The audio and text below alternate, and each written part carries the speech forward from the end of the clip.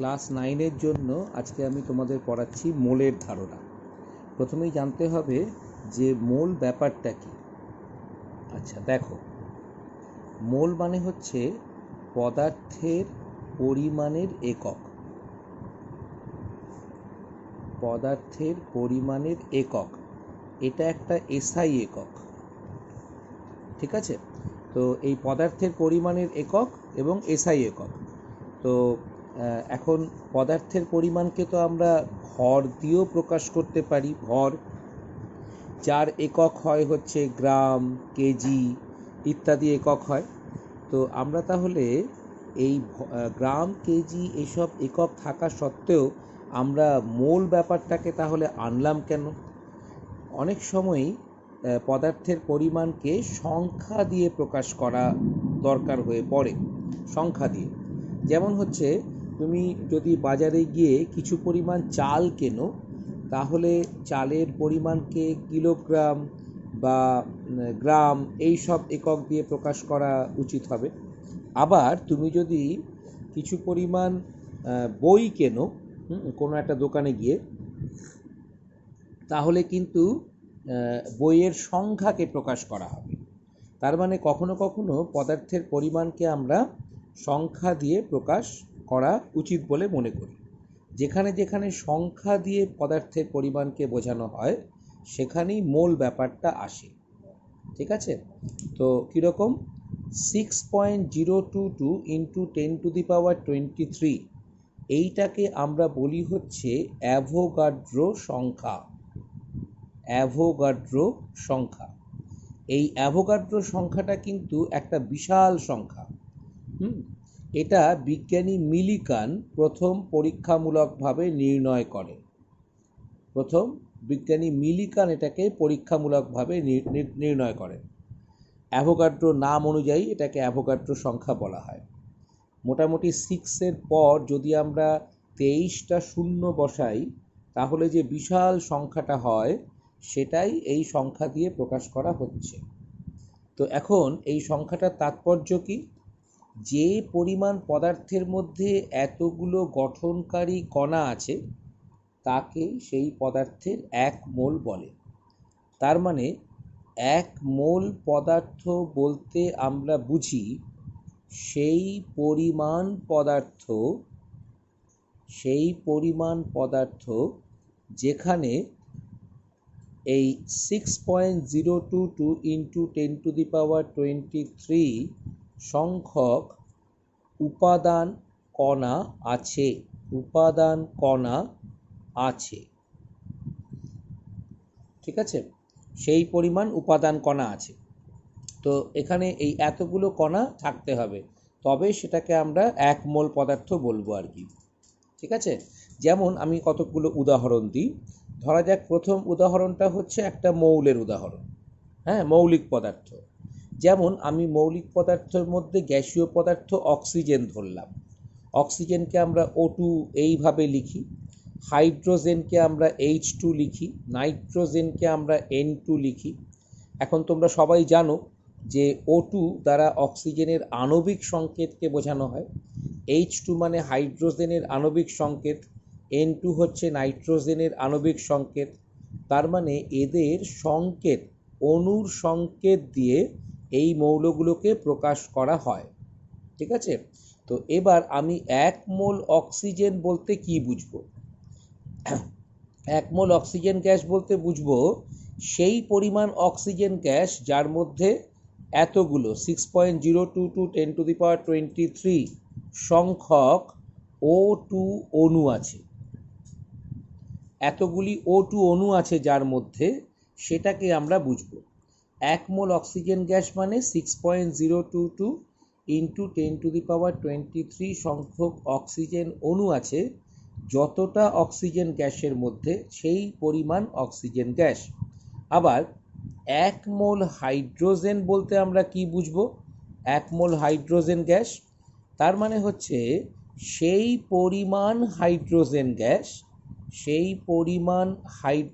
Gas যেখানে এই Avogadro সংখ্যা মানে 6.022 10⁻23 সংখ্যক H2 অণু আছে। যেহেতু এটা আণবিক সংকেত, তাই আমরা এখানে কিন্তু অণু কথাটা ব্যবহার করছি।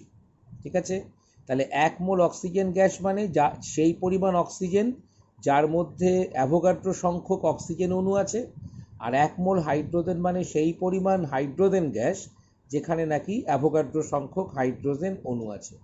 কেমন? আচ্ছা, অনুরূপভাবে 1 মোল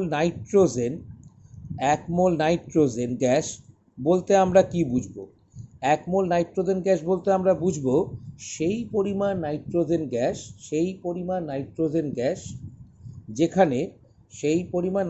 গ্যাস যেখানে অ্যাভোগাড্রো সংখ্যা অর্থাৎ 6.022 10⁻23 সংখ্যক নাইট্রোজেনের অণু আছে। সেই পরিমাণ নাইট্রোজেন গ্যাস যেখানে অতগুলো নাইট্রোজেন অণু আছে। কেমন? তাহলে এইভাবে আমরা অক্সিজেন বা হাইড্রোজেন বা নাইট্রোজেনের ক্ষেত্রে 1 মোল পদার্থ বলতে যা বোঝায় সেটাকে বোঝাচ্ছি। 1 মোল অক্সিজেন গ্যাস মানে এতগুলো অণু, 1 মোল হাইড্রোজেন গ্যাস মানে অ্যাভোগাড্রো সংখ্যক অণু আছে এমন একটা পরিমাণ হাইড্রোজেন গ্যাস, 1 মোল নাইট্রোজেন গ্যাস মানে হচ্ছে অ্যাভোগাড্রো সংখ্যক অণু আছে এমন নাইট্রোজেন গ্যাস। কেমন?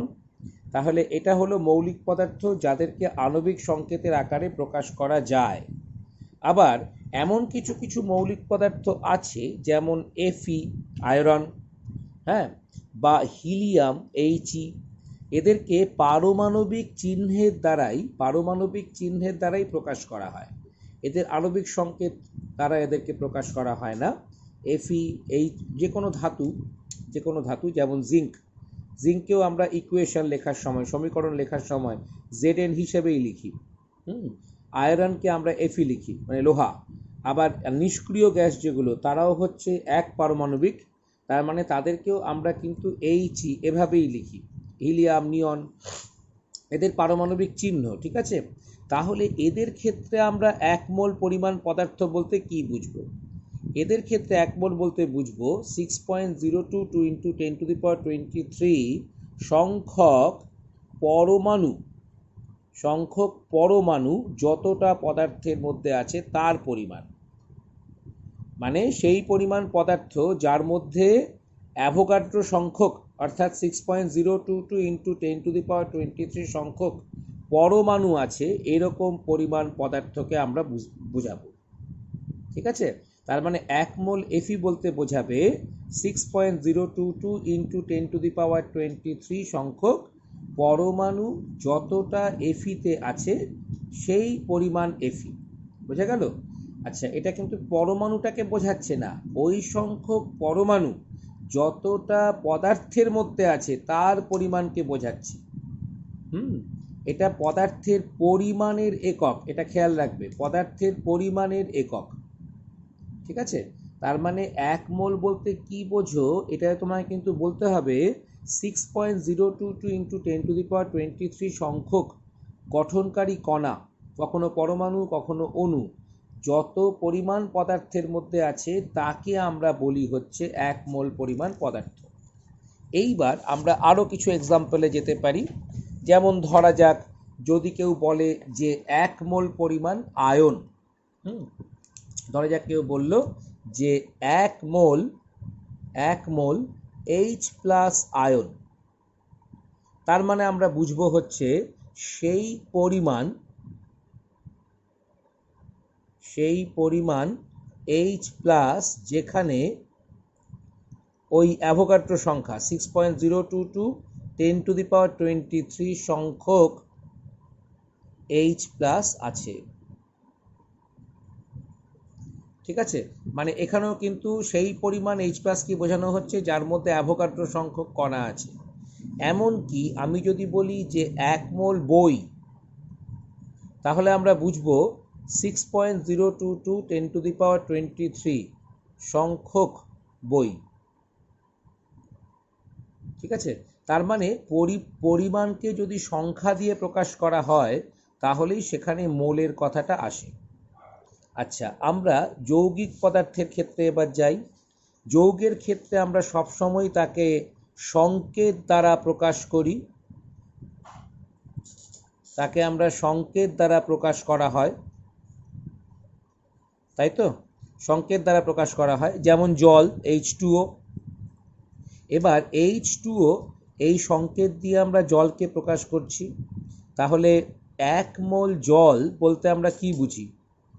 সেই পরিমাণ জল, সেই পরিমাণ জল,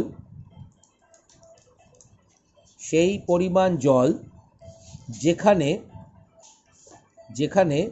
6.022 ইন্টু 10⁻23 সংখ্যক জল অণু আছে। ঠিক আছে, সেখানে 6.022 ইন্টু 10⁻23 সংখ্যক জল অণু আছে। 1 মোল জল মানে সেই পরিমাণ জল যেখানে অ্যাভোগাড্রো সংখ্যক জলের অণু আছে। এখানে কিন্তু পরমাণুর কোনো ব্যাপার নেই, সবসময় অণু বোঝাবে, কারণ এটা আণবিক সংকেত। ঠিক আছে।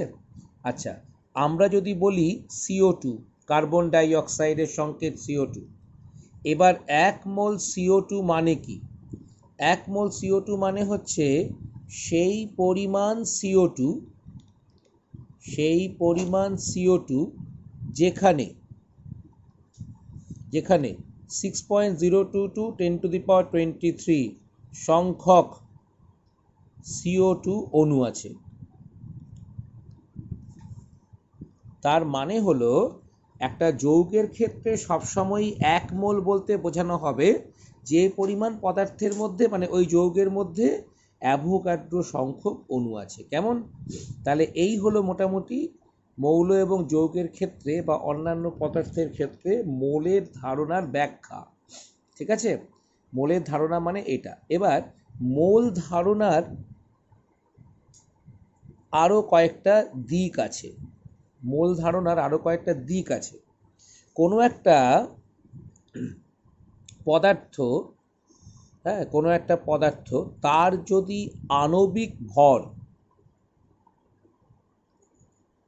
যদি m হয়, একটা পদার্থের আণবিক ভর যদি m হয়, আণবিক ভর মানে কি তোমরা আশা করি জানো, কারণ এটা ক্লাস 8-এও ছিল বা আগের ক্লাসেও ছিল। এবার যারা জানো না তাদেরকে আমি জাস্ট এইটুকু বলে, বা যারা ভুলে গেছো তাদেরকে আমি শুধু এইটুকু মনে করিয়ে দিচ্ছি যে আণবিক ভর একটা একক, একটা অনুপাত। এই অনুপাতটার লব হলো পদার্থের একটি অণুর ভর, পদার্থের একটি অণুর ভর ডিভাইডেড বাই হাইড্রোজেনের একটি পরমাণুর ভর, হাইড্রোজেনের একটি পরমাণুর ভর, পদার্থের একটি অণুর ভর বাই হাইড্রোজেনের একটি পরমাণুর ভর, এইটাকে বলে হচ্ছে আণবিক ভর। অর্থাৎ একটা পদার্থের একটা অণু হাইড্রোজেনের একটি পরমাণুর থেকে যত গুণ ভারী, সেই সংখ্যাটাকে বলে হচ্ছে পদার্থটার আণবিক ভর। সেই পদার্থটাকে বলে হচ্ছে আণবিক ভর। পদার্থের একটি অণুর ভর বলতে আমরা বুঝি, আণবিক ভর বলতে বুঝি পদার্থের একটি অণুর ভর বাই হাইড্রোজেনের একটি পরমাণুর ভর। ঠিক আছে, এটাকে বলে আণবিক ভর, এটাকে বলে আণবিক ভর। আচ্ছা, আবার আমরা আণবিক ভরটাকে এভাবেও লিখতে পারি যে কোনো পদার্থের একটি অণুর ভর ডিভাইডেড বাই 1/12 ইন্টু একটি C12 আইসোটোপের ভর। এটাকে বলে কার্বন স্কেলে আণবিক ভর। পদার্থের একটি অণুর ভর বাই 1/12 ইন্টু একটি C12 আইসোটোপের ভর। হ্যাঁ, তো এটার মানে হচ্ছে যে কোনো একটি পদার্থের একটি অণু একটা C12 আইসোটোপের ভরের, কার্বনের একটা আইসোটোপ হচ্ছে C12, তোমরা এটা জানো। C12 আইসোটোপের ভরের 1/12 অংশের তুলনায় যত গুণ ভারী তাকে বলে আণবিক ভর, বা একটি হাইড্রোজেনের একটি পরমাণুর ভরের তুলনায় যত গুণ ভারী তাকেই বলে পদার্থটার আণবিক ভর। কেমন? তো এটা হচ্ছে আণবিক ভর। এবার আমি মনে করলাম একটা পদার্থের আণবিক ভর হচ্ছে এম। এই এমকে যদি আমরা গ্রাম এককে প্রকাশ করি, মানে এম গ্রাম, হ্যাঁ, তাকে বলে হচ্ছে গ্রাম অণু বা গ্রাম আণবিক গুরুত্ব, গ্রাম আণবিক ভর, গ্রাম অণু বা গ্রাম আণবিক ভর, এম গ্রামকে বলে। অর্থাৎ আণবিক ভরটা যত, সেটাকে গ্রাম এককে লিখলে সেটা হয়ে গেল গ্রাম অণু বা গ্রাম আণবিক ভর। এবার এই এম গ্রাম মানে হচ্ছে আসলে 1 মোল, মানে আমরা গ্রাম আণবিক ভরটাকেই 1 মোল পরিমাণ অণুকে বোঝাচ্ছি আর কি, মানে যার মধ্যে অ্যাভোগাড্রো সংখ্যক অণু আছে। বোঝা গেল? অর্থাৎ আণবিক ভর কোনো পদার্থের যদি এম হয়, হ্যাঁ, আণবিক ভরে কোনো একক নেই কারণ সেটা অনুপাত, দুটো ভরের অনুপাত, তার মানে এটা কোনো একক থাকবে না। তো কিন্তু সেটাকে যদি গ্রামে প্রকাশ করা হয় তাহলে সেটাকে বলে গ্রাম অণু বা গ্রাম আণবিক ভর। এবার গ্রাম আণবিক ভরটা যত গ্রামকে প্রকাশ করছে সেটাই আসলে কিন্তু 1 মোল ওই পদার্থটাকেও প্রকাশ করবে। ঠিক আছে, আমি এর একটা উদাহরণ দিই। সেটা হচ্ছে যে ধরা যাক কার্বন ডাই অক্সাইড। কেমন? কার্বন ডাই অক্সাইডের আণবিক ভর হচ্ছে 12, কার্বনের পারমাণবিক ভর 12 প্লাস 16 ইন্টু 2 মানে 44। ঠিক আছে, এবার এই যে 44কে গ্রামে প্রকাশ করলে 44 গ্রাম CO2 মানে 1 গ্রাম অণু CO2কে বোঝানো হবে, হ্যাঁ, বা এটাকেই আমরা 1 মোল CO2ও বুঝবো। ঠিক আছে, তার মানে 1 মোল যেটা 1 মোল পরিমাণ যে পদার্থ আর কি, হ্যাঁ, সেটাকে আমরা আণবিক ভরকে গ্রামে প্রকাশ করে তার দ্বারা নির্ণয় করতে পারি। আণবিক ভরকে গ্রামে প্রকাশ করে তার দ্বারা আমি বলতে পারি যে কোনটাকে গ্রাম কোনটাকে মোল বলছি। আবার ধরো যদি আমি বলি হাইড্রোজেন, হাইড্রোজেনের আণবিক ভর হচ্ছে 2, পারমাণবিক ভর 1, আণবিক ভর 2, 2 গ্রাম হাইড্রোজেন মানে 1 গ্রাম অণু হাইড্রোজেন, তার মানে এটা হলো 1 মোল হাইড্রোজেন। ঠিক আছে, 1 মোল হাইড্রোজেন। আবার ধরা যাক এফি, এক্ষেত্রে কিন্তু আমরা এর সংকেত, মানে এর আমরা চিহ্ন লিখছি, তাই না? এর আমরা একটা পারমাণবিক চিহ্ন লিখছি। সেক্ষেত্রে এর কিন্তু এম, আমরা এটাকে বলতে পারি এর পারমাণবিক ভর। ঠিক আছে, এর পারমাণবিক ভর, তো পারমাণবিক ভর হচ্ছে 56, এফির পারমাণবিক ভর 56। তার মানে তুমি এটা খেয়াল রাখো যে যাকে চিহ্ন দিয়ে প্রকাশ করা হচ্ছে, মানে সমীকরণ লেখার সময় আয়রনকে এফি দিয়ে আমরা প্রকাশ করি, Fe2 বা Fe3 এরকমভাবে নয়। যেহেতু এফি বলতে পারমাণবিক চিহ্ন বোঝাচ্ছে, তাই এখানে এম বলতে আমরা পারমাণবিক ভর বুঝছি। আবার হাইড্রোজেনকে যখন আমরা কোনো সমীকরণে লিখি তখন আমরা H2 লিখি, তাহলে আমরা এখানে H2 মানে আণবিক সংকেত, তাই আমরা এর আণবিক ভর বুঝছি। CO2 এক্ষেত্রে কোনো সমস্যা নেই, CO2 হচ্ছে একটি অণু, তার আণবিক সংকেত হচ্ছে CO2, তার মানে তার আণবিক ভরই আমরা প্রকাশ করছি। আবার এফি, এক্ষেত্রে আমরা এফি দিয়ে আমরা বোঝাচ্ছি তার পারমাণবিক চিহ্ন, তার মানে সেক্ষেত্রে এম বলতে তার পারমাণবিক ভর 56 বোঝাচ্ছে, হ্যাঁ, তাহলে 56 গ্রাম, তার মানে হচ্ছে 1 গ্রাম পরমাণু, হ্যাঁ, এবং সেটার মানে হলো 1 মোল এফি। আবার অলরেডি আমরা জানি যে 1 মোল পরিমাণ পদার্থের মধ্যে অ্যাভোগাড্রো সংখ্যক কণা আছে, তার মানে আমি এটাকে স্পষ্টভাবে লিখতে পারি যে 1 মোল CO2 সমান 44 গ্রাম CO2। আবার এটাই সমান, মানে তার মধ্যেই আছে 6.022 10⁻23 সংখ্যক CO2 অণু। কি বললাম বোঝা গেল? 1 মোল CO2 মানে 44 গ্রাম CO2, আবার তার মধ্যেই অ্যাভোগাড্রো সংখ্যক অণু আছে, সেটাই হচ্ছে 1 মোল। আবার 1 মোল একটা মৌলিক গ্যাসীয় পদার্থ নাও হাইড্রোজেন, তার মানে 2 গ্রাম হাইড্রোজেন, তার মধ্যে অ্যাভোগাড্রো সংখ্যক হাইড্রোজেন অণু আছে। তাহলে 1 মোল হাইড্রোজেন মানে 2 গ্রাম, তার মধ্যে অ্যাভোগাড্রো সংখ্যক হাইড্রোজেন অণু। হ্যাঁ, 1 মোল CO2 বলতে 44 গ্রাম CO2, তার মধ্যে অ্যাভোগাড্রো সংখ্যক অণু। আবার অনুরূপভাবে 1 মোল Fe, তার মানে হচ্ছে 56 গ্রাম Fe, আর তার মানে তার মধ্যে অ্যাভোগাড্রো সংখ্যক এতগুলো Fe পরমাণু আছে। তার মানে 1 মোল Fe বলতে বোঝানো হবে 56 গ্রাম Fe, তার মধ্যে অ্যাভোগাড্রো সংখ্যক Fe পরমাণু। আবার 1 মোল CO2 বলতে 44 গ্রাম CO2, তার মানে অ্যাভোগাড্রো সংখ্যক CO2 অণু। 1 মোল হাইড্রোজেন বলতে 2 গ্রাম হাইড্রোজেন, মানে এতগুলো অণু। বোঝা গেল? আচ্ছা, আর একটা ব্যাপার আমাদের এখানে শিখতে হবে, সেটা হচ্ছে যদি এগুলো গ্যাসীয় পদার্থ হয়, যদি গ্যাসীয় পদার্থ হয়, তাহলে 1 মোল গ্যাস মানে 1 মোল সেই গ্যাসীয় পদার্থ আর কি, 1 মোল পরিমাণ গ্যাসীয় পদার্থ 22.4 লিটার আয়তন এনটিপিতে দখল করবে।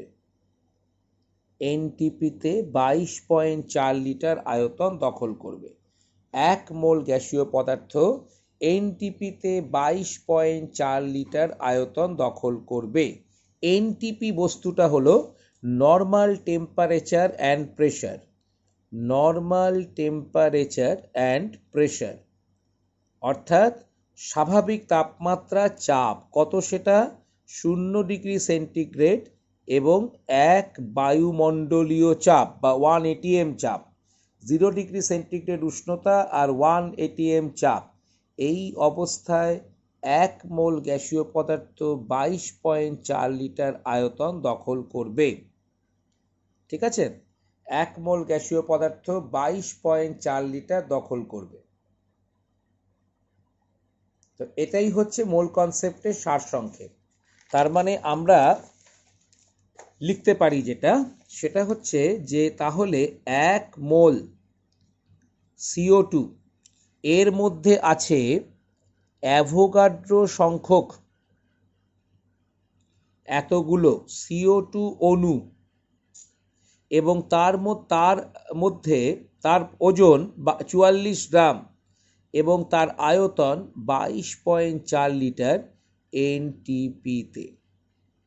এই হচ্ছে মোল ধারণার সার সংক্ষেপ। 1 মোল, 4টে বিষয় খেয়াল করো। 1 মোল মানে মোলের পরিমাণটা, 1 মোল পরিমাণ বলতে বোঝানো হবে এতগুলো অণু, যেহেতু CO2কে আণবিক সংকেত দিয়ে প্রকাশ করা হচ্ছে, হ্যাঁ, তাই এতগুলো অণু, তার মানে 44 গ্রাম CO2। 44 গ্রাম CO2, এটা হচ্ছে ভরের সঙ্গে সম্পর্ক। আর আয়তনের সঙ্গে সম্পর্কটা কি? এর মানে 22.4 লিটার এনটিপিতে আয়তন হবে। বোঝা গেল? আচ্ছা, 1 মোল পরিমাণ যদি Fe হয়, তাহলে আমরা বুঝবো 6.022 10⁻23 সংখ্যক Fe পরমাণু তার মধ্যে আছে। হ্যাঁ, 1 মোল Fe, এটাকে 1 গ্রাম পরমাণু Feও বলা যায়। যেমন 1 মোল CO2কে বলা যায় 1 গ্রাম মোল CO2, তেমনি এটাকে বলা যায় 1 মোল Fe বা 1 গ্রাম পরমাণু Fe। তার মানে এতগুলো Fe পরমাণু, তার মানে 56 গ্রাম। আর যেহেতু এটা গ্যাসীয় পদার্থ নয়, তাই আয়তনে ব্যাপারটা এখানে আসছে না। হ্যাঁ, এবার অঙ্ক কীরকম হবে? ধরা যাক তোমাদের বলা হলো 0.1 মোল CO2 গ্যাসের এনটিপিতে আয়তন কত, এবং এর মধ্যে CO2 অণু, C পরমাণু ও ও পরমাণুর সংখ্যা কত?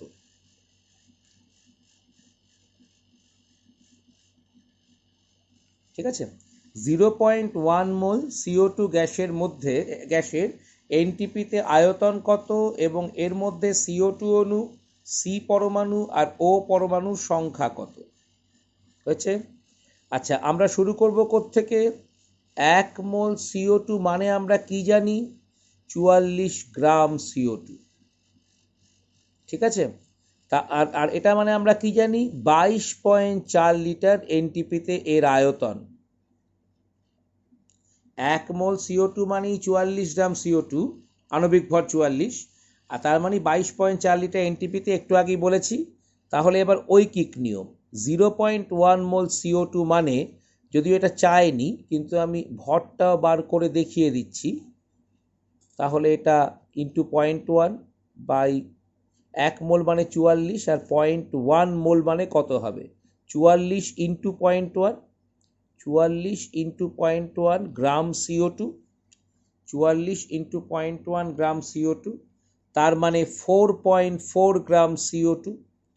আচ্ছা, আর আয়তনটা কত হবে? 22.4 ইন্টু 0.1 লিটার এনটিপিতে, তার মানে 2.24 লিটার, 2.24 লিটার, তার মানে এনটিপিতে আয়তন বেরিয়ে গেল।